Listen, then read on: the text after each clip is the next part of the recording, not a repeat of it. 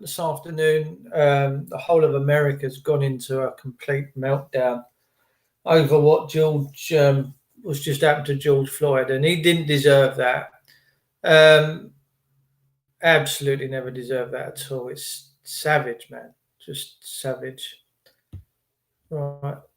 Let's jump into here. Right, we should have another screen pop up. Good afternoon, ladies and gentlemen. It's Friday. It is the. Oh, let me have a look.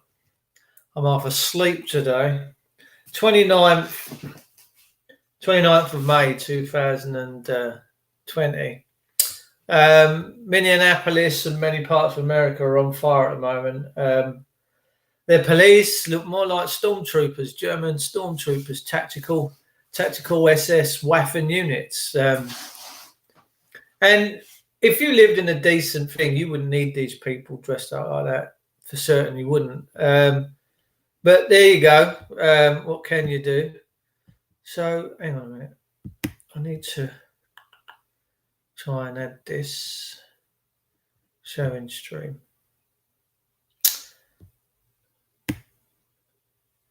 Right, so we've got that up there now. Okay. So we should have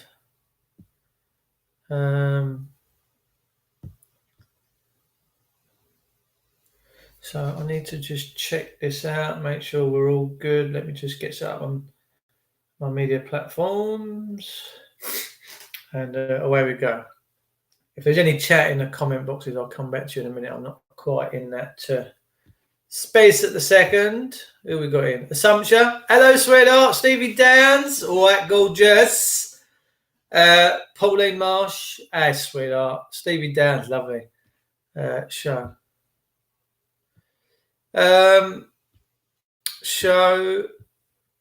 Show.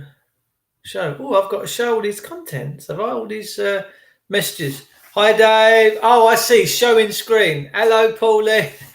Oh, I see what that does. So I can put up your comments. I see. That's pretty cool. So if you put any links in the comment, this is cool. If you put any links to certain things in the comment box or your messages, we can buzz them up on screen right now. Hang on. I'm just going to show this. This is cool. Oh, Stevie Downs, yeah, we got you. Oh, this is cool. Let's see what Assumption's saying. Hey, Dave. Hello, sweetheart. Oh, that's lovely. So, yeah, we're all good. This is fantastic. Let me just share this out. America's, and President Trump, by the way, is really, I think Trump's going to be all over this. He's got the DUI or not DUI, the Fed and the federal, FBI, flipping big Indian. That's what that stands for. He's got him. He can't. He said this don't look right. He's seen it. Trump's seen what's happened to this chap, and Trump's brilliant, by the way. That's my personal humble opinion. You might not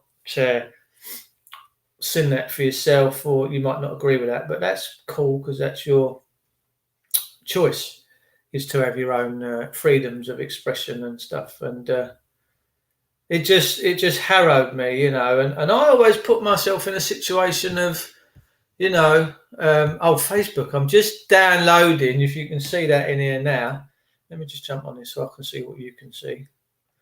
Facebook, I'm downloading all my information from my old profile. I lost this profile about 2 years ago. So I'm downloading all the stuff I'd uploaded over years, and I can share it out. Trump is a very funny man. He is. Yeah, he's pretty good. Yeah, so as you can see here, Facebook is downloading my old profile. We had 16,000 people on this, and it's downloading it all. And, that's all good news, man. That's all good news. Let's see if I can find Donald Trump today, and we'll have a little bit of a listen up to what Donald Trump's got to say on the matter. I like Trump. I really do. I think he's good for America. Oh, of course, the American people just love him. So he's sorry. Yeah, let's have a listen to Trumpy. Let's not do octopus energy. Octopus. Before I do that, I'm just going to open up that screen so you guys can see it all. Right, you should be seeing that in. Hang on, Trump. Calm yourself. Calm yourself, Don. The big Don looks like he's had his hair done. Love him, don't you? Right, now have I got my media on? Yeah, I think I have. Let's see what Donald Trump's got to say. In consideration to deleting your account and just walking away from this platform you've been so critical of? Well, if you were fake, I would not even think about it. I would do that in a heartbeat. But the news is fake. The choices that Twitter makes when it chooses to suppress, edit, blacklist, shadow, ban, are editorial decisions, pure and simple. They're editorial decisions. In those moments, Twitter ceases to be a neutral public platform and they become an editor with a viewpoint. What they choose to fact check and what they choose to ignore or even promote is nothing more than a political activism group or political activism.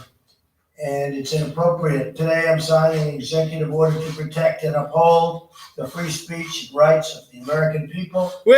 Currently, social media giants like Twitter receive an unprecedented liability shield based on the theory that they're a neutral platform. My executive order calls for new regulations under Section 230 of the Communications Decency Act to make it that social media companies that engage in censoring or any political conduct will not be able to keep their liability shield. I would do that in a heartbeat. There's nothing I'd rather do than get rid of my whole Twitter account, but I'm able to get to, I guess, 186 million people when you add up all the different accounts and add Facebook and Instagram. It's a lot of people, and that's more than the media companies have, frankly, by a lot. Yes. And so if I get a story that... Oh, that's class. He just, look, we know, right, that BBC, ITV, they're all hitting the social media platforms, especially on YouTube.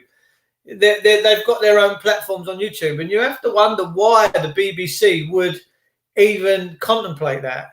The BBC, the British Brainwashing Corporation, the British Buggering Corporation, wherever it is you want to call it, we know they're nefarious. I mean, Jesus, they got a statue outside their place of a man older than a young boy. I mean, it's just sick, really. It needs ripping down. It's disgusting. It makes me want to vomit. And the BBC have been smashed. The UK, England alone, there's over 3 million households that told the BBC to stick their licence fee where the sun don't shine. And I congratulate every one of them families that decided to say no more to the BBC. So they've lost their platform. They've lost their grip. Not so many people tune into the BBC and all these media outlets anymore. And they've had to result in submission of, let's jump on YouTube, let's jump on all these other platforms. Facebook, you often see them on Facebook and stuff, to try and keep a hold of their narrative, and they're losing. They've lost, by the way. They've lost. Well, they have lost. They've lost it. That's wrong. I can put a social media. I don't usually use the word Twitter. I say social media, but I put something out, and the next day or the next hour or the next minute, everybody's reading about it. So I'm able to refute fake news, and that's very important. Boom. So he's he's quite clearly telling you there that he just, what I love about Trump, right? And if I had a beer right here, right now, I would be like, yes, Donald. Yes, Donald. He's a player. He's an absolute player. He really is. He's playing this like there's no tomorrow. And he knows the power that he possesses in his hand with just what he does. I mean, he'll put a tweet out and then the old world just sort of knows about it. And it's, oh, mate, let me tell you, it's fantastic. Let me come out of there. We'll come back to Be Live. Turns out they both worked at the same club as secretary. Sounds like there's more to a story. Stevie Downs is saying CNN reporters just got arrested in America. Yep, they have. They've just been arrested. Fantastic. I'm loving this. This is a great post, Stevie. I'm loving this one. Trump is very, very, very funny man. Obviously, this just shows up a few of the comments. I'm not sure why that ain't showing all of it. We've had enough. How are things down south? Things are rather warm. It's lovely. We're having a nice time at the moment. So yeah, we're having a nice time. Life is good. What's Lauren saying? Lauren saying, I hope the changes the system of law to mathematical language. Yeah, I agree. When we're in the world right now, and it's a funny place. I mean, it is a funny place. There's Fox News in America, Tucker Carlson. Let me try and find some Tucker Carlson stuff for the day, because Tucker Carlson really he's pretty cool, and I think they must be working together, him and Trump and that to destroy this fake lamestream media. I really do. Right, so look, let's listen. Right, this is no, I love this guy. Let me tell you, I'm going to give you a little bit of a backstory about this dude. This dude is a senator, works in the American Senate. He is a dude. That dude that you're looking at right there is amazing. Trey Gowdy is an amazing guy. So let's. He's on the Fox News channel, which is a brilliant news channel. If you want to jump over to the Fox News channel, please also like and subscribe if this is your first time to the channel, and press the bell button if you want to for future notifications. The Fox News channel it's like an alternative.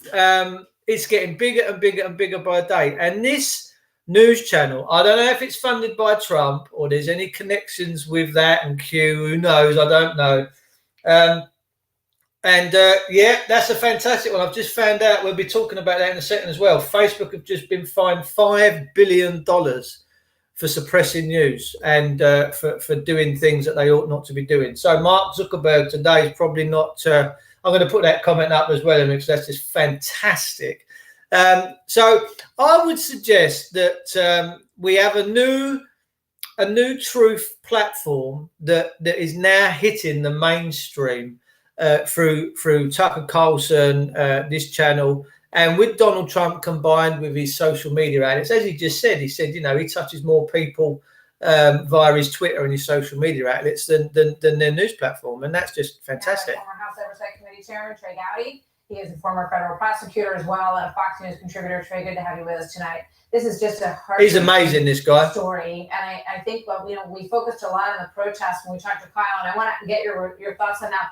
But first, I want to go back to the legal side of this, because as Mike Tobin reported, what we heard from those who are going to try to find justice in this case just a little while ago was not necessarily Lucifer, behave yourself on the street warning. They want to see people arrested, and they want those arrests to I'll happen. cover that in a minute. Trey.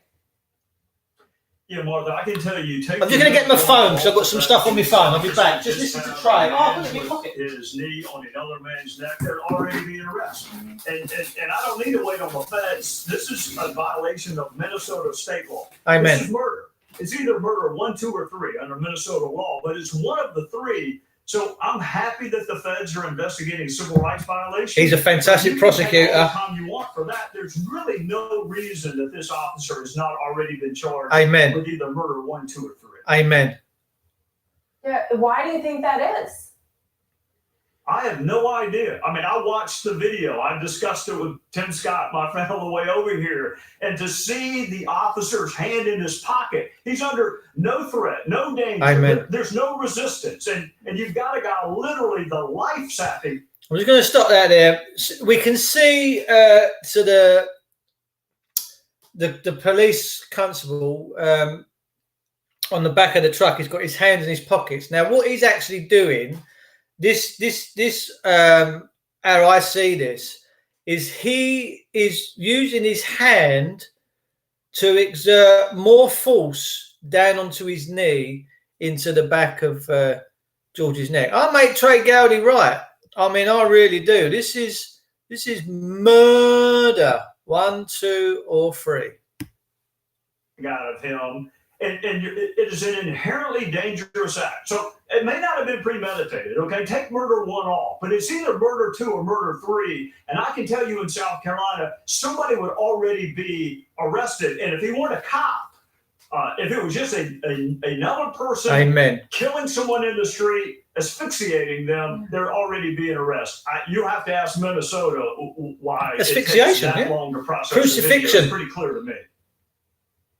Yeah, I mean, I'm reminded of the other case that we were following of the man who was shot by the other 2 gentlemen in the pickup truck. And as soon as that video came out, that was really what precipitated those arrests, because everybody could see what happened. Now that's going to be investigated. They've been arrested, and that'll go further. But your point is such a good one. I mean, when we have this video, we've also seen today surrounding videos of him being taken into custody. He was handcuffed. He seemed to walk, down the street. This all goes back to a store where he supposedly tried to pass off a counterfeit $20 bill, and then they called the police officers when the store realized or surmised that was what it was. Is there anything else that you see on any of these videos that give you any indication that this is something other than what it looks like, Trey? No, I watched every video you can see, and I was a state prosecutor as well as a federal prosecutor. I did a bunch of homicide cases. If I was a person of color, I'd be wondering how Dylan Roof, who killed 9 Black people in a church in South Carolina, can be arrested without incident. But Mr. Floyd, under suspicion of passing a counterfeit $20 bill, can't even live through the arrest. I mean, I think look, I'm not a fan of vigilante justice. I think you're just creating additional victims and you're taking away from your argument. But it would do us all well to take a step back and try to see the genesis of this outrage. Dylan Roof is arrested without innocent after he murders 9 people, 9 Black folks in a church in South Carolina, and yet this guy can't even survive an arrest for a counterfeit $20 bill. This is the mayor of Minneapolis, Jacob Frey. Let's watch this. I believe in Minneapolis. I love Minneapolis. And in believing in our city, we must believe that we can be better than we have been. You talk about the rule of law. You hear the emotion in his voice after what he saw last night in his city, Trey. And, I know you have concerns about what this means for all of us, what it means for the country when we look at this situation. Yeah, I guess my first question would be, if you love Minneapolis, why did you have a cop with this background? This is not his first foray into inappropriate conduct. So if you love Minneapolis, why are you hiring and retaining cops that have resumes like this cop did? Look, I think Bill Barr, this is a state matter, but I hope Bill Barr does get involved, Martha. And the first 2 phone calls he needs to make to me are to Tim Scott and Val Demings. One a senator, one a House member. Val, of course, is a police chief. We need a national conversation so it needs to be raw, and it needs to be frank, and it needs to be honest, because we're not going to survive with a justice system that communities of color do not have confidence in. And it's been that way for a long time. We can't just have this talk after a Black man is killed. We got to have the talk the day before somebody is killed. Maybe we can prevent the next killing, but we got to have a national conversation. Big and I time. will start with Tim Scott and Val Demings, and he can put whoever else he wants on it.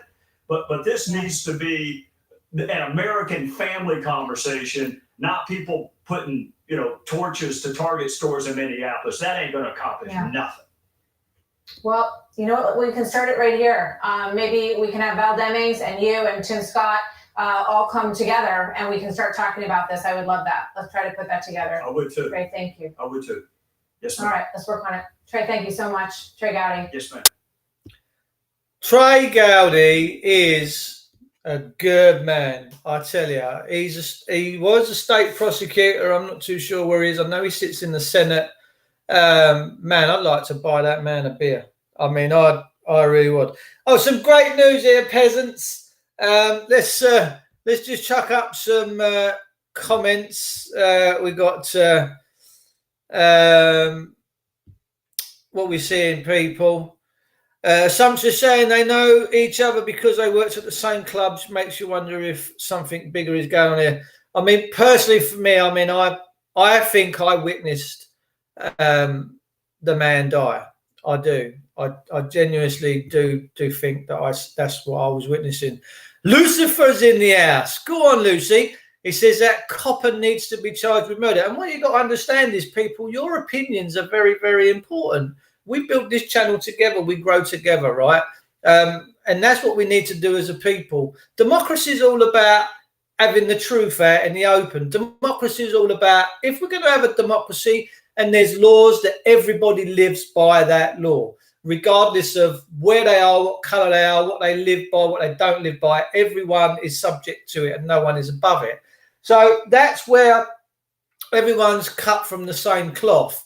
A law passed today is the same law that applies to a minister, clergy, individual people, politicians, judges, queens, etc. Everyone lives by it. And that then is a proper true democracy. But Boris Johnson has now turned around and says, this is from the Metro, and the Metro's not bad.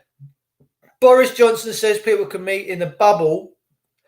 I don't know what sort of bubble you guys are going to jump to, but apparently you're going to be, as of Monday, Uberführer, the Uberführer Boris Johnson himself has says that after Monday, and I mean, this virus must be going, I'm not sure. Boris has said they can meet in sixes. We're going to have to relax a little bit. Let's not spread so much, all right? Because this coronavirus, we're not going to spread too much, because Boris has now said that they can all start meeting again.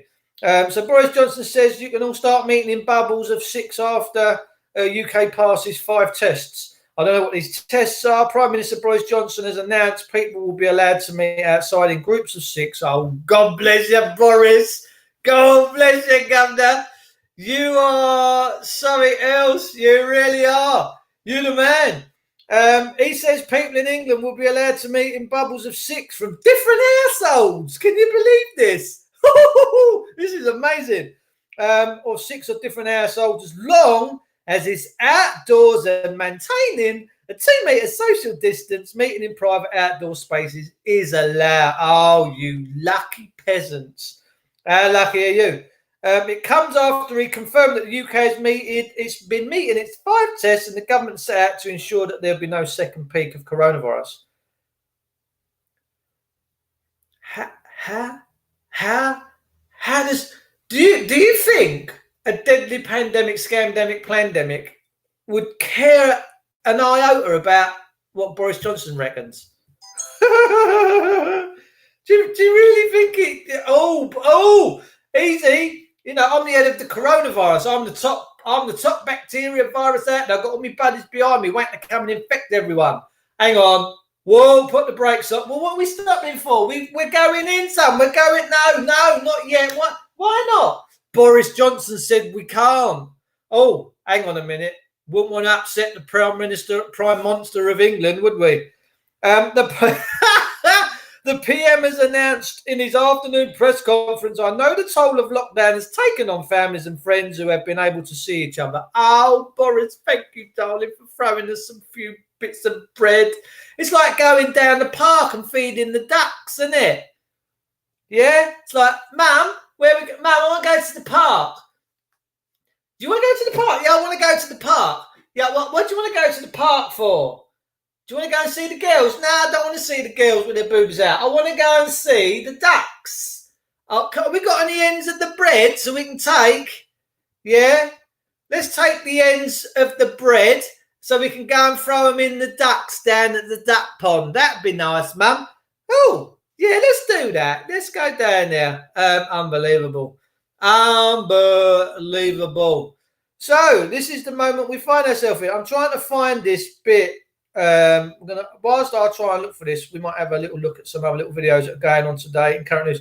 We've got a guy out there called Greggy Allett, bless him. What a day the Cinderella prophecy was fulfilled. This guy's claiming to be the King of England. Now, I'm not, I just, yeah, okay. I'm not sure. Moving on. So it would be nice, but we live under double standards. It's rules for us and another for them. Like you've got no tomorrow, brother. Like you've got no. But that's not how democracy works. Oh no. Oh no, no. A democracy, darling, means everyone is equal. All right. That's the democratic principle, is that everybody's equal. You know, if you do something a bit saucy, murder, rape, pillage, then there's this thing called the law that should put you. But what the law shouldn't do, it shouldn't become treasonous and seditious. And that's exactly where we find ourselves in. Well, Stella listens to me like.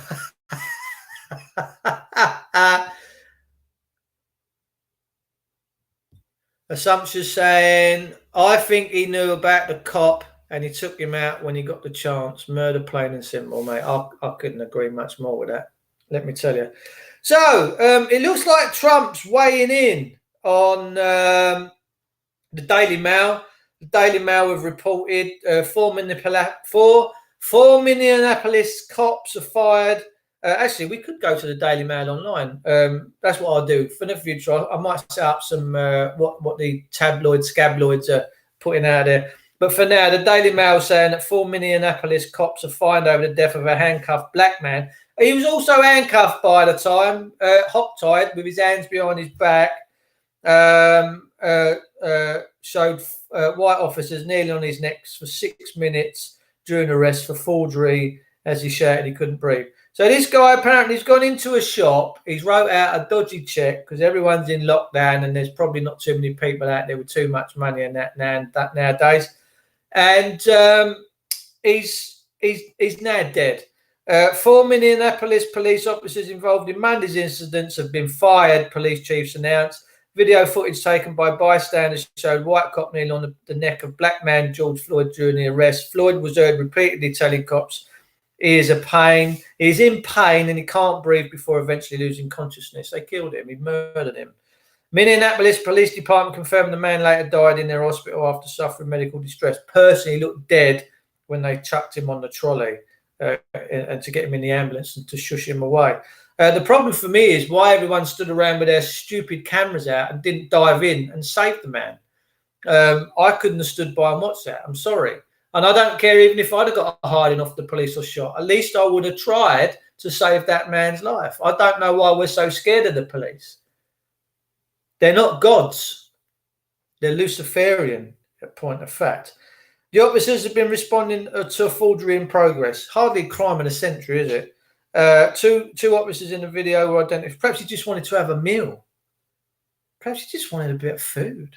I don't know. But Minneapolis right now has descended into utter chaos, people. It's on fire. It's on fire. And you can't ignore these facts. These facts are not to be ignored. We've had the little row this week with Dominic Cummings and Boris Johnson sort of saying, can we move on? Can we move on? Well, Boris, look, here's the gig, right? Either we're all equal before the law, because when you addressed the people when you became Prime Minister of this country, you did come out and make a very bold statement or a claim, and you told the country we're a country at the rule of law or an habeas corpus, etc.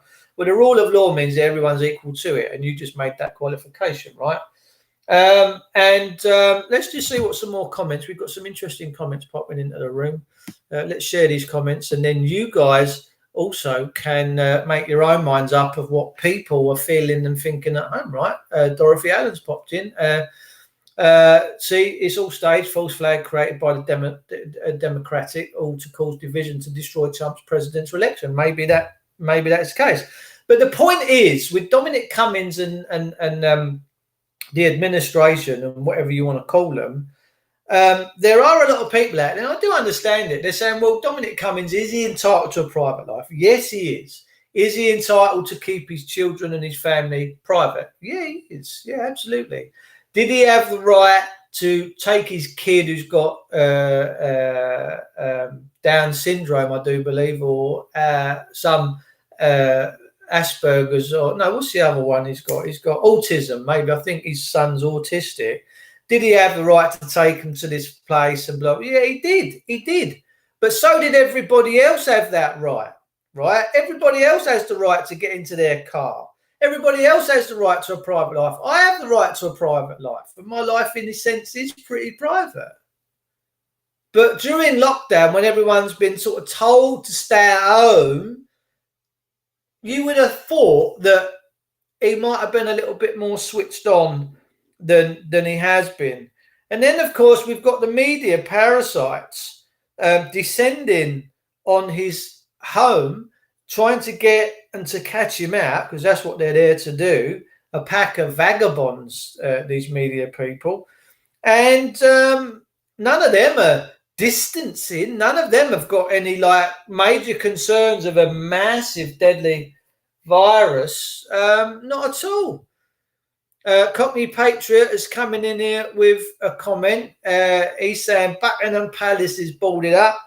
Yes, it is. I do agree. But I'm also under the understanding that Buckingham Palace is due a 10-year refurbishment program at the cost of, I think, £309 million to the public purse. So you lot best get out there and get back to work, because the Queen needs to have her bum wiped, let me tell you.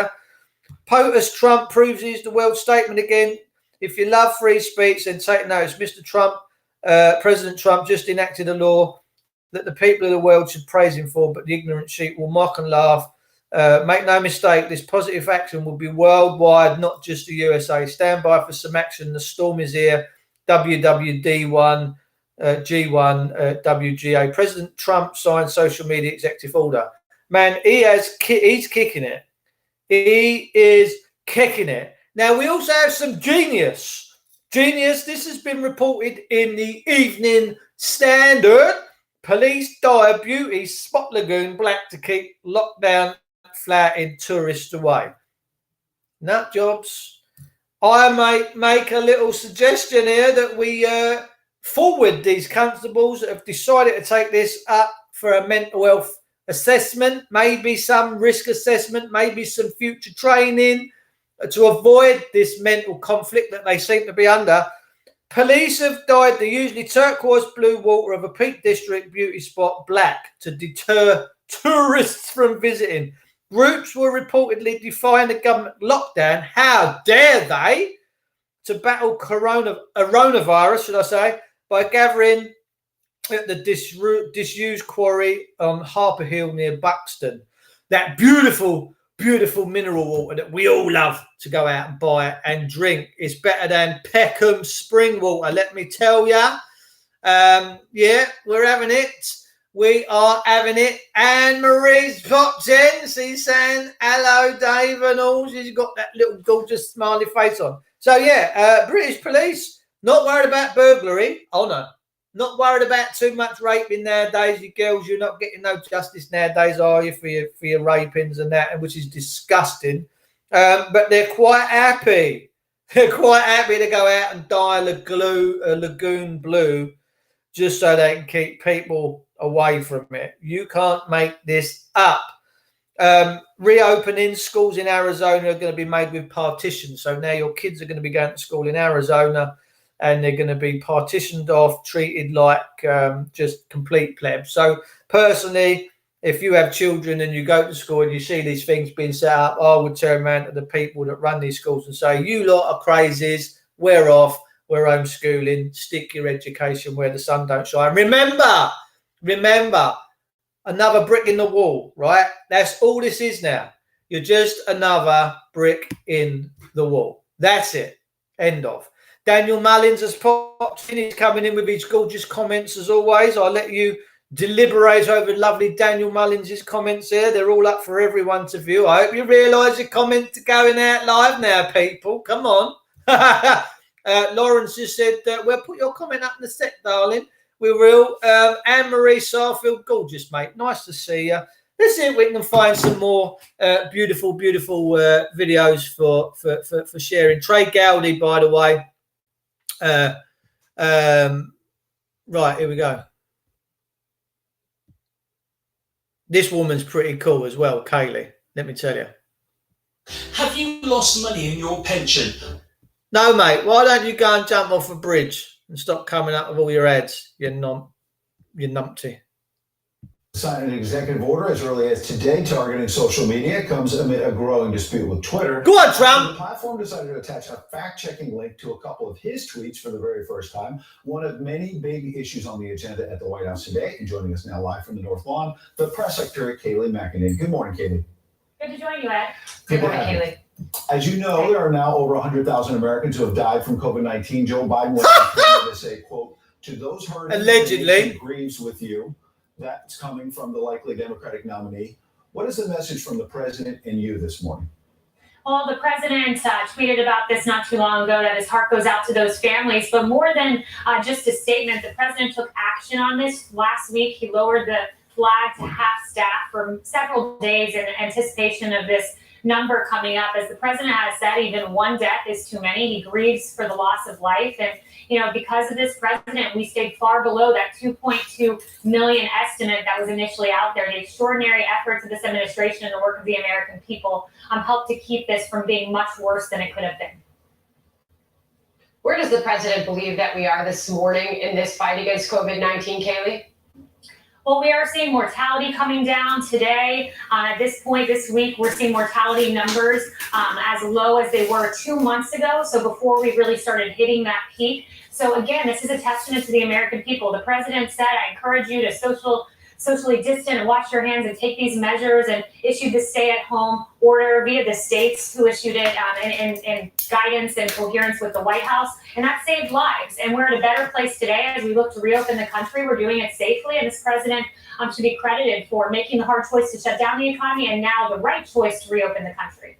We've got new unemployment claims this morning, about 41 million layoffs all told when you put it all together. In that context, how is it going in various states in your eyes? I notice in California, for example, you've got a Democratic governor in Gavin Newsom who's now pushing more quickly to reopen parts of the economy there. And there are some critics in his own party saying you're moving too fast. Do you think it's boomeranged on some of these Democratic governors who were originally very slow? The president was critical of them, saying they were holding us back. Now they're trying to push forward. And some of their own folks in their own party are saying, wait a second, you're going too fast. Where are we this morning? Yeah, I think that there have been some models around the country, some governors who have taken action and who have moved forward and have shown the nation that they can do this safely. You know, the governor of Florida did this the right way. He has really shown that he can reopen the country and reopen restaurants, but keep in place these mitigation factors that have been successful so far. And, you know, as Dr. Birx has told me, she hasn't seen a correlation between reopening and spikes. So I think as we've seen the data-driven outcomes of these states that have been positive, it has put pressure on some other states to reopen because there are consequences for staying shut down. As the president has said, 120,000 people die every year from drug and suicide in a normal year, and keeping the country shut down has added consequences. So we're encouraged to see that reopening is going well in so many parts of the country.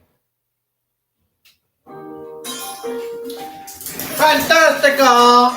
Just bear with me. I'm just setting something up. I'll be back with you very shortly. No way. This is bad. You know, Chicago just got a detailed plan from the mayor there, Lori Lightfoot, on restaurants reopening, a 13-page detailed plan.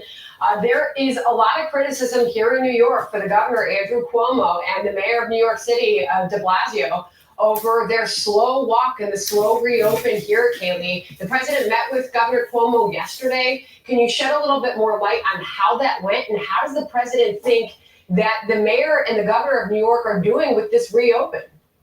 Yeah, the governor of New York told the president in that meeting that he has been doing a fantastic job and noted that. So the federal government's been a great partner to New York in this. But, you know, I'm glad you bring up New York because one of the focuses has been on nursing homes in particular in New York. And I just want to be very clear that the governor of New York issued a mandate that all nursing homes were to take COVID patients. That is very different than what the CDC guidelines were, which said if and only if nursing homes can meet this stringent set of guidance, should they consider taking COVID patients. So I know that there's been some punting from the governor of New York to the CDC guidelines. Those were very different than the mandate he issued, which was very clearly not the right decision to make. All right, Kayla, let's move on to what we talked about at the top in terms of Twitter and other social media platforms. This executive order, there's a lot of speculation about it. So let's just cut through that and get to the facts from you. What will this executive order actually say, and what do you hope will be the impact? So I won't get ahead of the president on that. He hasn't signed the executive order yet. It's still in the works. So I don't want to point to exactly what actions he will take. But what I do want to... Hang on. Whoa. Let's sort this mess out that we got going on in the chat room right now. There's been some accusations thrown around in the chat, and all I would ask is if you want to take that somewhere private, all right?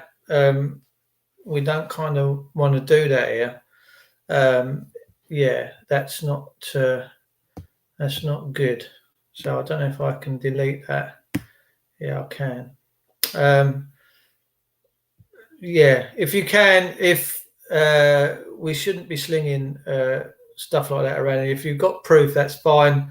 But yeah, not in here. And I'm not, if what goes on needs to come out to the surface, that's fine. But that looked like, yeah, if we can refrain from that in here,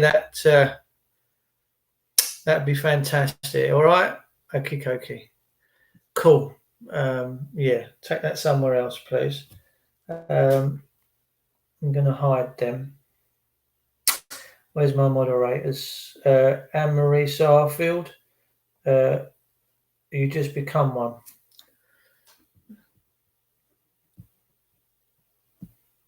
So, where's your mods? Exactly. Yeah. I don't know where Trevor Nat is. Yeah.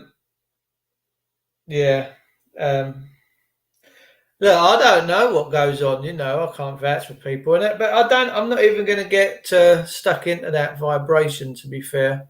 That's not what I come in here to do. I come in here to do this and that. So, yeah, let's carry on. Sorry about that. Point two is the reason for this executive order. We have seen some egregious actions by Twitter for them to single out the president's tweet, which was a very truthful tweet. Thank you, Anne-Marie. Appreciate that. What kind of political motivation was there in them doing that when they were not signaling until minutes ago before I walked out here? They were not fact-checking Chinese propaganda that was blaming COVID on the United States military. There was no fact-check of Chinese propaganda, but they managed to fact-check in a wrong way the president of the United States. And you've got to ask, when they're hiring people like this man right here as the head of the site integrity, Yoel Roth, who's tweeted that members of this administration are Nazis. He's the one making the determinations on fact checks. He's part of that team. That's pretty egregious, and Twitter needs to answer for this and for their behavior. Jack Dorsey takes on that very point. The White House, Kellyanne Conway yesterday, singling out employees of the company. In a new tweet, he says this: fact check. There is someone ultimately accountable for our actions as a company, and that's me. Please leave our employees out of this. We'll continue to point out incorrect or disputed information about elections globally, and we will admit to and own any mistakes we make. He says, this does not make us an arbiter of truth. Our intention is to connect the dots of conflicting statements and show the information in dispute so people can judge for themselves. More transparency from us is critical so folks can clearly see the why behind our actions. So what does the White House have to win when it comes to singling out employees at that company, Kaylee? So interesting. So Twitter wants this to be the standard. They get to, quote, fact check the president of the United States in an untruthful way, not fact check Chinese propaganda until we pointed it out, and they started doing it moments ago. But yet we don't get to ask who the fact checkers are. That's an untenable proposition, and it's an unfair proposition, and we will ask who the fact checkers are. And let me just note that there are two models here. You have Facebook and you have Twitter, and you have Mark Zuckerberg, who said, it's not my job to be the arbiter of truth. You have that model, and then you have the Dorsey model, which is completely incoherent in the way it's deployed and not fact-checking Chinese propaganda until minutes ago, but fact-checking the president in a way that is untruthful. Kaylee, on the substance of the president's tweets that are in question about mail-in voting, the Tampa Bay Times is reporting that you've cast your ballots, I believe, 11 times by mail-in voting. So why is it okay for you to do it? I understand you're traveling, you're in a different city, but how can we be assured that your votes were counted accurately, but when other people do it, it's fraud? The president's been very clear. Every American is entitled to vote the way that I did. If you are someone who's working out of state, but your domicile is in a different state, you are absolutely entitled to request an absentee ballot. Did you see the word she just used there? Domicile. Now that's our private homes, domiciles, okay? Council tax only applies to corporate venues. Council tax is a massive issue for me, actually, because they was only given powers to operate within that infrastructure of corporate world, never ever to be hitting us in our private homes and our private capacities. And to be fair, the amount that was generated through revenue, through just dealing with the corporate world, the business, was enough to run this country. How we ever all got involved in that swindle is beyond me. So, but she just used a massive word there, that's domicile. So you all live in domiciles. That ballot and to cast your ballot by mail. I'm entitled to that. The average viewer watching is entitled to that. The president has no qualms with that. He's Cockney Geordie, like Gorgeous, Dorothy Allen, big love, mate. Mass mail-in voting, what Nancy Pelosi is asking for, which we know is subject to fraud, where automatically the state sends to all of its voter rolls a ballot, where in LA County you have 112% of the population registered. Ask yourself how that happens. And 112% of the population gets a ballot. Well, that leaves 12% subject to fraud, at least 12%. So that's what he's against. He's not against the average everyday American who has a reason for casting their ballot to get an absentee and cast in that manner. Okay, so that's where the White House stands on that issue. Meanwhile, this morning there's a continued reaction to Bill Barr taking on now John Bash to review the practice of unmasking both before and after the 2016 presidential election. What is the president saying about that this morning, and where does he think that this will ultimately lead us? Yeah, it should be looked at, and particularly in the context of FISA. You know, the president said he would veto the FISA bill if sent to him here today because there were real abuses of this system, and unmasking was a piece of that. The unmasking of General Michael Flynn, we know that unmasking happens routinely, but it doesn't happen routinely by political officials who then go on to leak the identity in a crime to the Washington Post. So that is a real problem that needs to be looked at. His Fourth Amendment rights were violated, a crime was committed, not to mention the Steele dossier used as a basis for attaining a FISA warrant. So the president wants all of that looked at. These abuses need to be acknowledged by Democrats who have failed to do so far. Kayleigh, part of the president's point in the Michael Flynn case and other parts of the Russia investigation is that he wants equal justice under the law. Let's take that standard to Minnesota this morning, where, as you know, overnight, the protests were getting more violent. There's been looting. The president, to his credit, very quickly said, look, the FBI and the Justice Department, I want them to get on top of this. But the protesters are looking at what the local police have done, and they haven't arrested anybody. If you or I were caught on tape choking someone to death, I would assume that we'd be in prison by now. Why do you think the people on the ground feel like there has not been justice, and what is the White House going to do about that? Yeah, well, what the president has done, and I was with him when he ordered this, on Air Force One, he ordered expedited review by the FBI. It was already under review by the FBI and the DOJ, but he ordered it in an expedited fashion.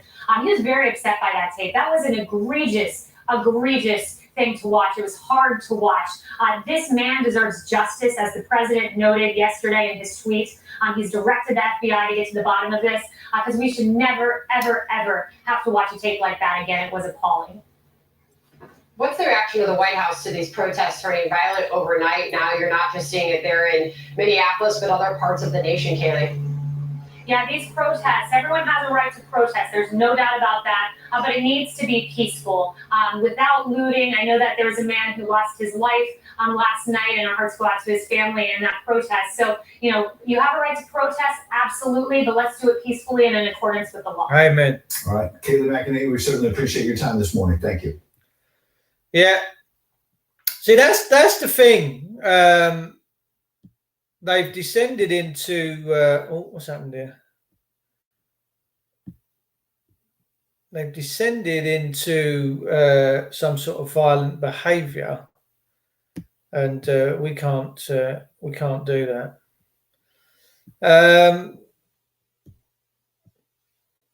Q Cockney, afternoon all. Nice to see you. Nice. It seems we've got a bit of we've got a grip of the comments that have been popping up in the chat room. I can only apologise for that. And like I say, these things, there's a way of doing things, and this isn't right, especially in the chat room. But anyway, we've got people on there that are dealing with that right now.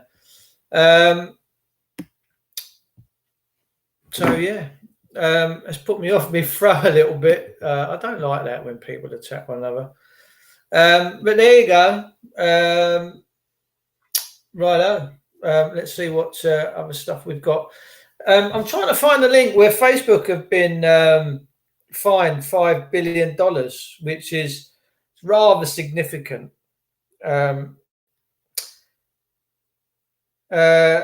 Californian cop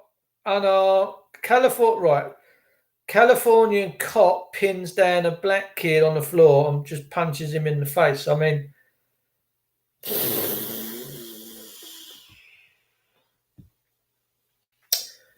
I haven't been able to chat, Sonia Ballard Scott. Why is that, sweetheart? I'm not too sure why you've not been able to. That's put me right off all them dodgy comments in there by Lucifer. Mate, pick up your spoil with the individual. I don't get that. If I knew that someone was doing something, I'd go to them direct and have it out. And I don't know. I don't even know who this Lucifer in the chat room is. I don't know. But it is what it is. This is taking ages to load up. But certainly there are big reports. Facebook might be history soon. Yeah, and good too. Absolutely. Yeah, that's good. So from tomorrow, if you get a call from the National Health Service, this is in the Manchester Evening News, on an 0300 number, you'll get a call from the NHS. You must isolate even if you don't have COVID-19 symptoms. What a crock of shit that is. Excuse my French. Good egg, you're a great egg. I try, mate. I like cracking an egg in a frying pan and having a very deep sensual relationship with the yolk. Egg is the most complete food we've ever seen. Under the new National Health Test and Trace system, anyone with coronavirus will have their contacts traced in a bid to control the spread of the 19. From this morning, anyone who gets a call from the NHS must self-isolate even if they don't have any symptoms, announcing the launch of the new National Health. Jesus Christ, what am I living in? Soviet Russia? Am I living in Soviet Russia? I don't know anyone with this bug. We've become the new media, ladies and gentlemen. And Trump's making that happen. Trump is making that. Why can't I find that? I should have saved it. There was a post pop up here earlier that Facebook, through their censorships and stuff, have been fined $5 billion quadrillion. That is fantastic. I'm loving that because I've been banished by Facebook, and funnily enough, I'm just downloading. Let's have a look, see how it's downloaded. Oh no, the file. No wonder the file's taking so long to download because I had so much on there. I had 16,000 people on that profile. 16,000 people, ladies and gentlemen, we had on there, and that's unbelievable. I love this dude. This dude here, right? I dig him. He's such a great journalist, and he's kicking the truth.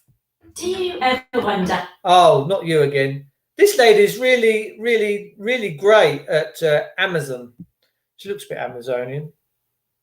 Tucker Carlson tonight. Last night on this show, we played you a clip from a nearly hour-long video produced by two physicians in California, Doctors Dan Erickson and Artin Masihi. Likely many of you had already seen it. That video has had more than 5 million views on YouTube. In their presentation, the two doctors presented a flurry of data pointing to what we are currently learning about this virus and how it spreads. They recited pages of government statistics and then interpreted them in light of their own long clinical experience as doctors. At one point, they noted that the newly adjusted death rate in their state of California, which is much lower than anyone expected it to be, and they asked if government officials there should change their policies based on this new science. Why? We've seen 1,227 deaths in the state of California with a possible incidence or prevalence of 4.7 million. That means you have a 0.03 chance of dying from COVID-19 in the state of California.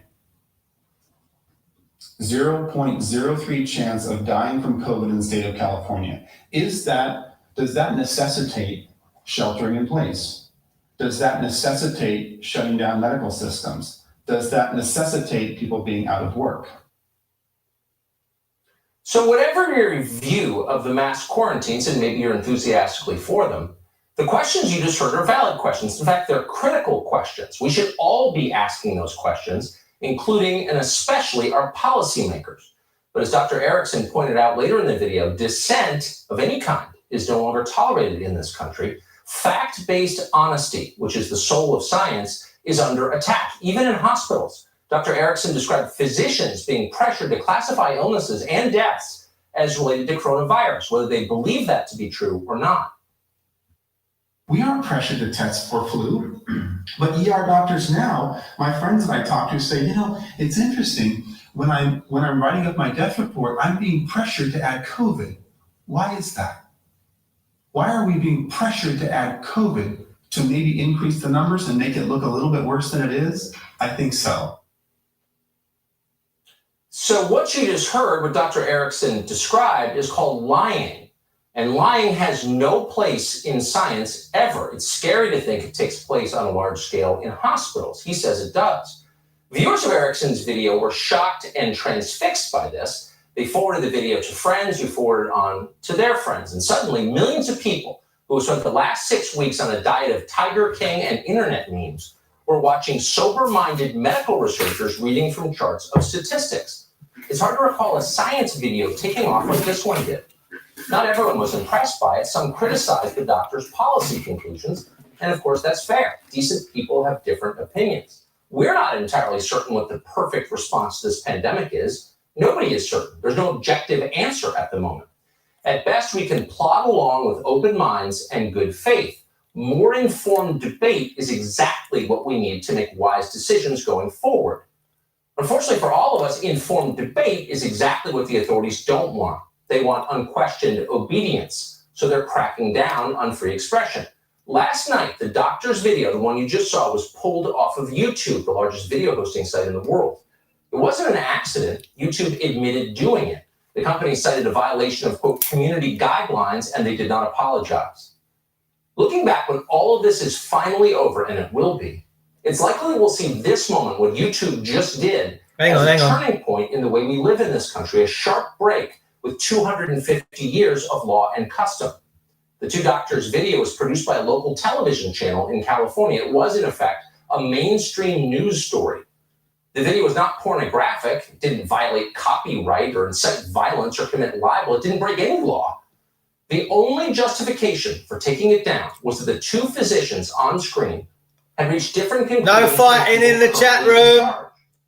It was a form of dissent from orthodoxy. YouTube and its parent company, Google, have now officially banned dissent. The CEO of YouTube admitted that openly. But then we also talk about removing information that is problematic. Of course, anything that is medically unsubstantiated, so people saying like, take vitamin C, take turmeric, like those all will cure you.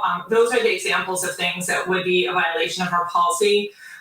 Anything that would go against World Health Organization recommendations would be a violation of our policy. And so remove is another really important part of our policy. So you're not just putting the truth next to the lie, you're taking the lie down. What if one hot-selling Amazon product could replace your income and change your life?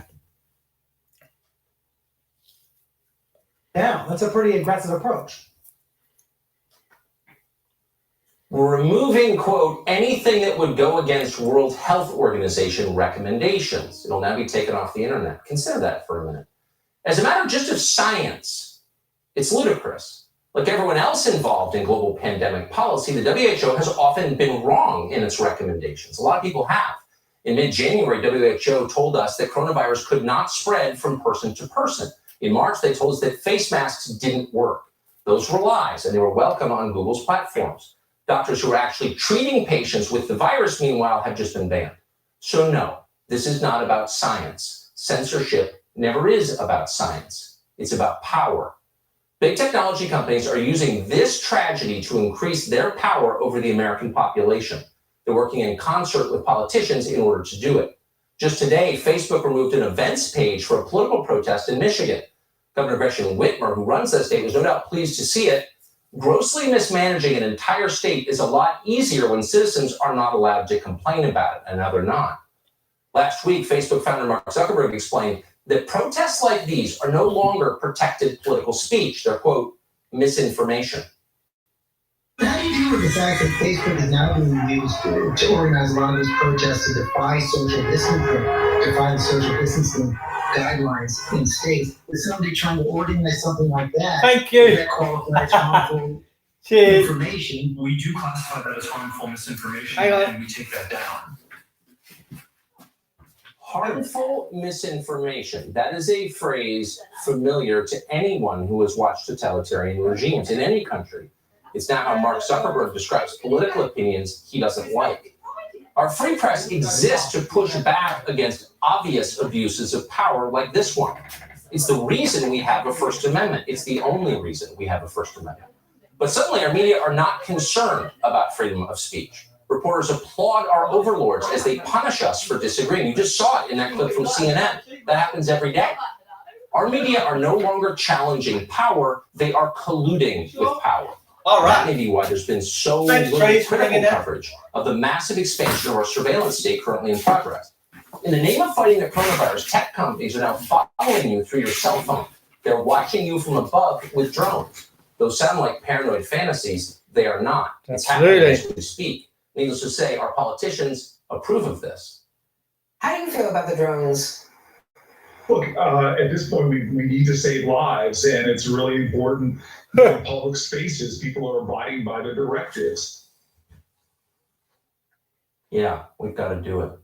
So what do we have here? We have big companies partnering with the government to spy on you without your knowledge. Americans locked in their homes, banned from going to church, placated with sedatives like weed and beer. Anyone who speaks up is silenced. Political demonstrations are illegal. Organizers are arrested. Only opinions approved by leaders, many of them unelected, are allowed on information platforms. I'll deal with that in a sec, Sonia. I don't know why you can't see the comments. Of all the many ironies of this moment, so many of them bitter, the hardest to swallow is this one. As we fight this virus, we are becoming far more like the country that spawned it. We are becoming more like China. It's horrifying. It is horrifying. And it tells you everything that our professional class enthusiastically welcomes this. Over the weekend, The Atlantic magazine published an article by two academics calling for an end to freedom of speech in America. Their model for an ideal system, the totalitarian government of China. Quote, in the debate over freedom versus control of the internet, China was largely correct and the US was wrong, end quote. You ought to read the whole thing. Truly, you should. No worries, son. Future. Love it to see you, darling. From the rest of the show, but we'll give you just one more. Quote, significant monitoring and speech control are inevitable components I'm on the of juice a mature assumption. and flourishing internet, and governments must play a large role in these practices to ensure that the internet is compatible with society's norms and values, end quote.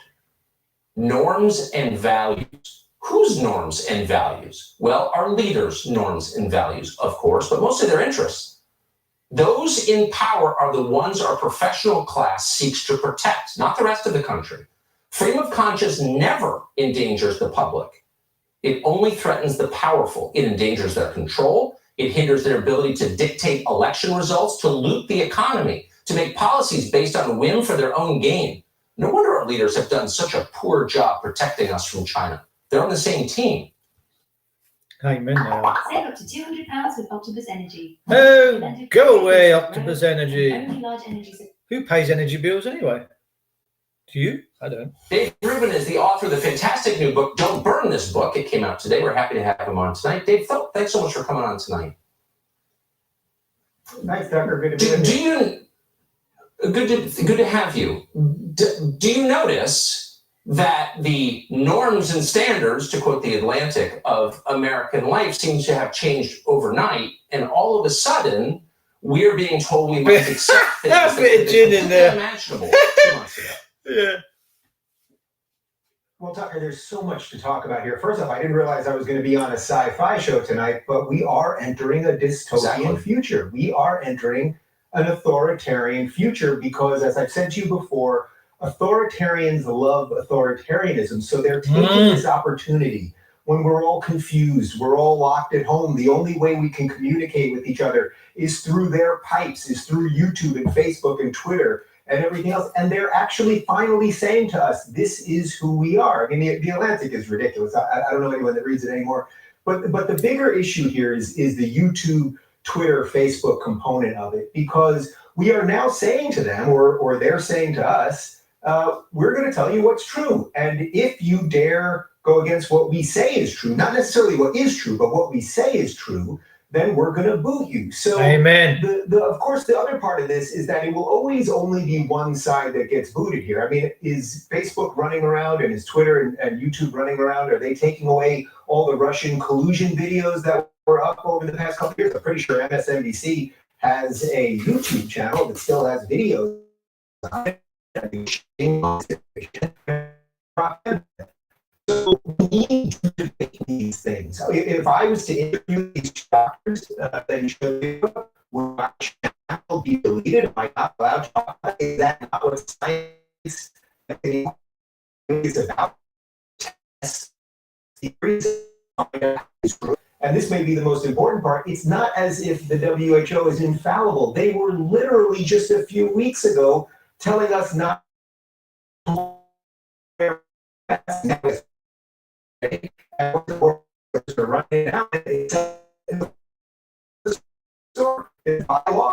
These people have some, some total stranglehold on truth that the rest of us have how to.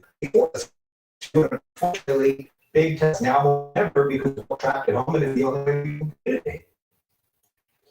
So no one in science has a monopoly on the truth. Science, in fact, is a rejection of the idea that there is a monopoly on truth. It's the endless search for what we can prove. That's what science is. This has nothing to do with it. You're hypothetical, the notion that you could be deleted your channel for hosting this video. I'm not sure that is hypothetical anymore. And my question is very simple. How long before they come for you? You just wrote a book called Don't Burn This Book. How long before they come for the show? Sincere questions.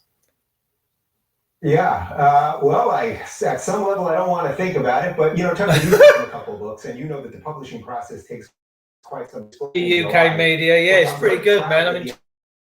I mean, are more relevant now than they even were then, because I talk about big tech, I talk about fake news, all of the things that we're constantly talking about. And am I worried? Yeah, I'm worried. I mean, look, everyone should be worried. Everyone should be worried. This is why I started Locals.com, a tech company, because I think we need digital homes. Anyone that's online and you think that YouTube or Facebook or Twitter is there to protect.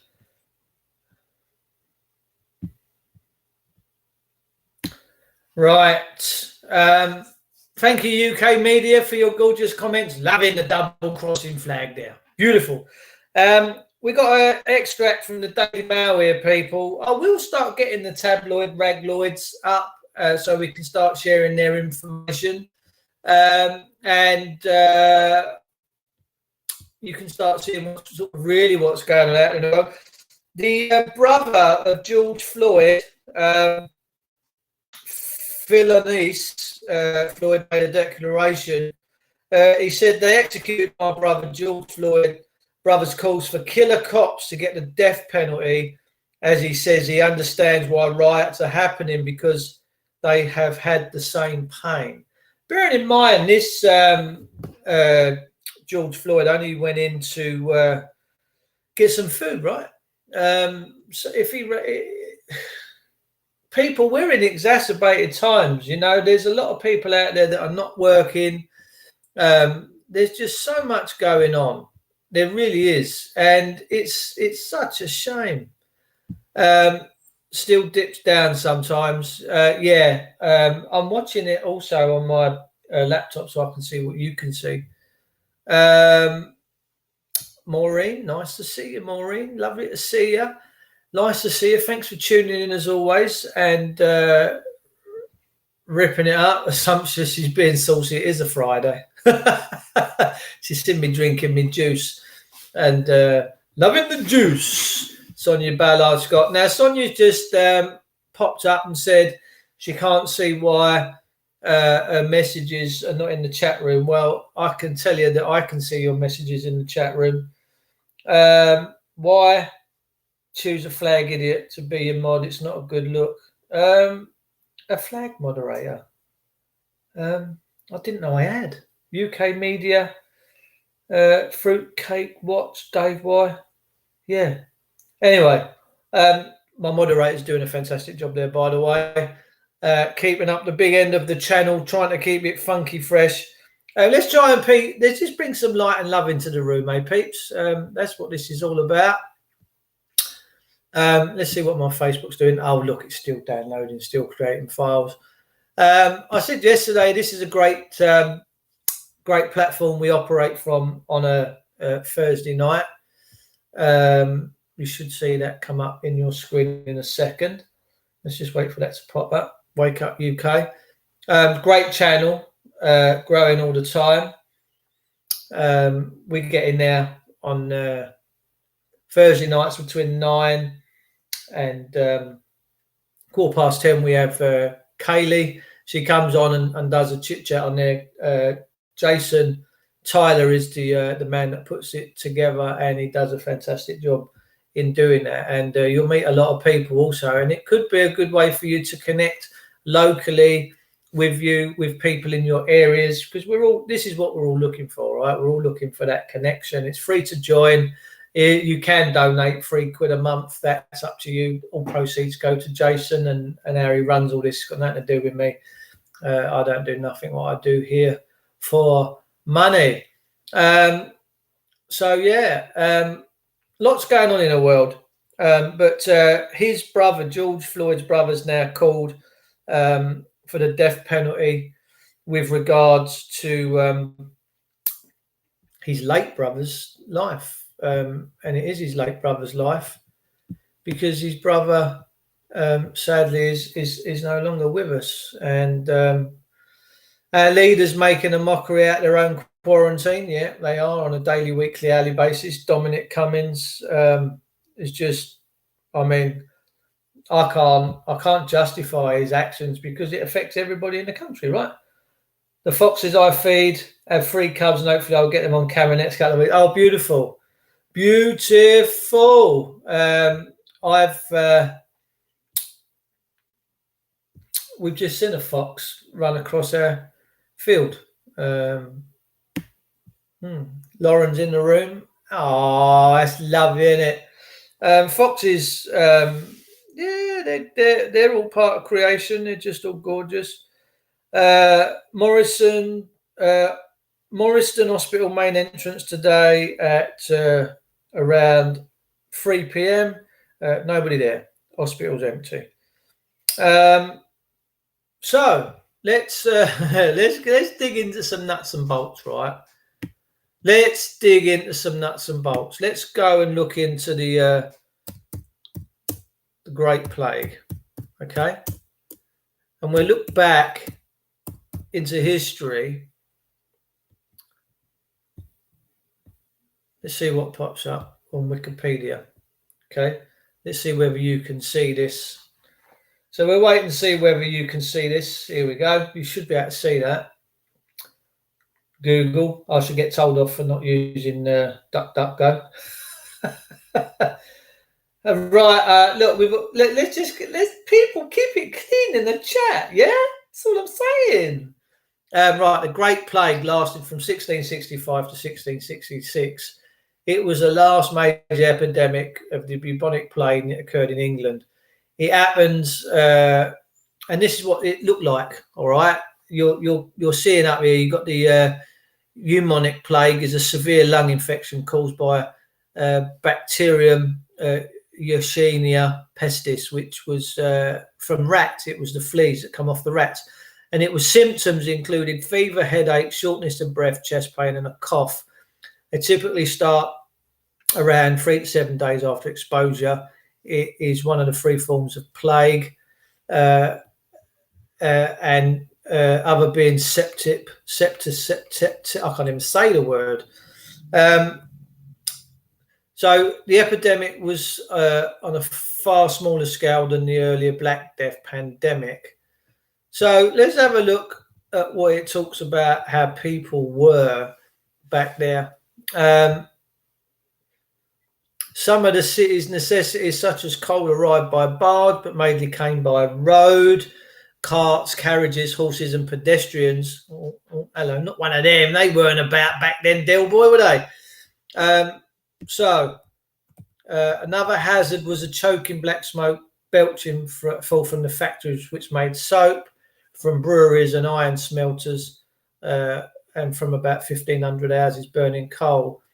Outside the city walls, suburbs have sprung up, providing homes for the craftsmen and tradespeople, blah, blah, blah, blah, blah. But the point I'm getting to, there is a bit in here. The administration of London, the City of London, was organised by the Lord Mayor, Aldermen and Common Councillors, but not all the inhabited areas, were generally comprising London, was legally part of the city. It wasn't legally part of the city because we know that the City of London is its own private jurisdiction. Both inside the city and outside, the boundaries were also known. Their liberties were also areas of varying size, which historically has been granted rights of self-government. But the thing I'm trying to find here is what they did with the dead. All right. So here we go. There was no duty to report a death to anyone in authority. Instead, each parish appointed 2 or more searchers of the dead. Let's go and search for the dead, whose duty was to inspect a corpse and determine a cause of death. I mean, it's pretty hard back then in the day. I mean, they were still prescribing leeches to put on your codpiece. But if you find this document, what it will tell you is how they buried the dead. You had typically learned from a death either from the local sexton who'd been asked to dig a grave, or from the tolling of the church bell. See, the problem was there was so many people back then dying of this. Let's have a look at the preventative measures that they took as well. Reports of the plague around Europe began to reach England in the 1660s, causing the Privy Council to consider what steps might be taken to prevent it crossing England. Quarantining of ships had been used during previous outbreaks and was again introduced for ships coming to London in November 1663. 2 naval ships were assigned to intercept any vessel entering the Thames estuary. Ships from infected ports were reported to moor at Hull Haven on Canvey Island. Go on, the Essex Mafia. From a period of 30 days before being allowed to travel upriver. So they were taking sort of quarantining measures and stuff back then.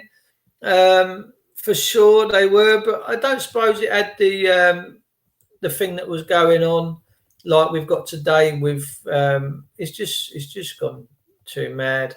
It's gone too mad. So this is a fantastic document on basically what was happening. Right, so let's get into the nuts and bolts of this. In the last week of July, the London Bill of Mortality showed over 3,014 deaths, right? Now, we're not seeing that, We're not seeing that. There's a lot of action going in my chat room right now. Doing my head in. And so much so I'm going to stop the feed in a minute if it don't behave itself. And I've not seen this before. This is weird. The numbers of deaths as a result of plague may have been underestimated, as deaths in other years is the same period as much lower than 300, right? So drivers of the dead carts travelled the streets calling, bring out your dead, and carted away the piles of bodies. The authorities became concerned of the number of deaths might cause public alarm and ordered that the bodies removed, and intent should only take place at night. Here we go. So they used to come round and clap, and you brought your dead out at 8 o'clock on a Thursday night, right? To take place at night. Let's see what 39 is. I might get into the nuts and bolts of that sometime. As time went on, there were too many victims and too few drivers to remove the bodies, which began to be stacked up against the wall of houses. Right. So in a pandemic or an epidemic, the death toll is so great, and we don't have the facilities now to deal with it anyway. You know, we just don't. So it's telling you that bodies were being stacked up against the wall of houses. Are you seeing that? You're not. There's nowhere in the country you're seeing this death rate. You're not seeing it, people. You're being lied to. You're being lied to. They used to bring out their dead, and they used to take them to plague pits. They had massive pits that were dug. How they dug them by hand or early kind of machinery, I'm not too sure. Quakers refused to cooperate, and many dumped into mass graves unrecorded. Right, so major population went to unrecorded graves, right?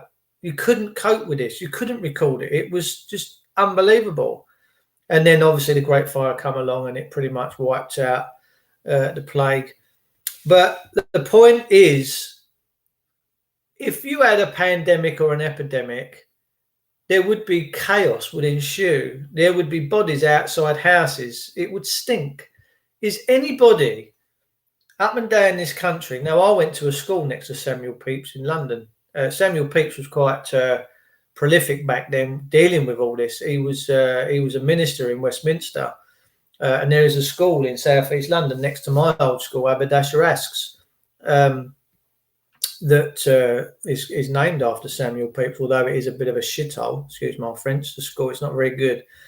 That people did not starve was down to the foresight of Sir John Lawrence and the Corporation of London, who arranged a commission for one farthing to be paid above the normal price for every quart of corn landed in the pool. I mean, we've just always been a bit of a begging bowl nation. Records state that the Black Death in London suburbs crept up in the summer of up from 2,000 up to 7,000 people a week. Are we seeing this? Let me tell you, ladies and gentlemen, if this was really happening right now, your hospitals would be ransacked. There would be no time for TikToking. There would be no time for coordinated TikToking. There wouldn't. There just wouldn't be. So, Pete, look, I've been in there a while. This feed's driving, not the feed's driving me mad, but the comments are driving me mad. Calling people wrong and that is just, it's quite upsetting, to be fair. So I'm going to disappear, and we can thank the cut for the early feed for the silly comments that are popping up. Hopefully, when we do this again, we won't have that. And yeah, we'll see all this very try and get this. That's why they do it at 8 p.m. Exactly, yeah. Throw out your dead, bring out your dead. Dead everywhere. There was, in a pandemic, epidemic, people, let me tell you, there's death and pestilence everywhere. And we're just not seeing it. We're just not seeing it. And that's the truth. Peeps, I love you as always. Stay safe, stay blessed. We've been on an hour and a half. That'll do for me. If we can tidy up the comments, I'm going to have a look at the comments. Perhaps I might start hiding comments from the streams, which would be a shame. So, till next time, stay blessed, stay safe. and keep just questioning everything right now. That's all I'm saying.